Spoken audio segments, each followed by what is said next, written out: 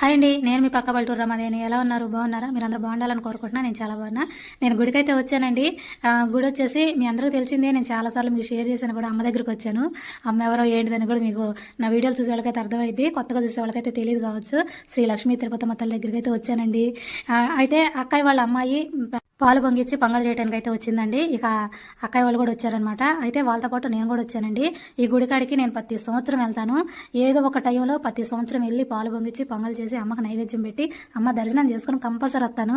ఎక్కడికి వెళ్ళినా వెళ్ళకపోయినా ఈ అమ్మ దగ్గర మటుకి కంపల్సరీ వస్తానండి. వచ్చి నేనైతే ముందు నైవేద్యం పెట్టి వెళ్తానమాట. అలాగే ఇక అక్కయ్య వాళ్ళు అమ్మాయి కూడా పొంగల్ చేయాలనుకుంటుంది అని చెప్పి అక్కయ్య నన్ను రమ్మంది. అందుకని చెప్పి నేను కూడా వచ్చానండి. ఇప్పుడు ఇక్కడైతే అక్కయ్య అమ్మాయి కనిపించట్లే. అక్కయ్య అమ్మాయి వీడియో తీసేది. ఇక కుండది కొనుక్కొని ఇక్కడ ప్రత్యేకత ఏంటిదంటే అండి, అమ్మకి మట్టి కుండలో నైవేద్యం చేసి పెడతారు. మట్టి కుండలో చేసిన నైవేద్యం అంటే అమ్మవారికి చాలా ఇష్టం అండి. అందుకని ప్రత్యేకంగా ఇక్కడ మట్టి కుండ కొని మట్టి కుండలోనే ప్రసాదం చేసి అమ్మవారికి నైవేద్యం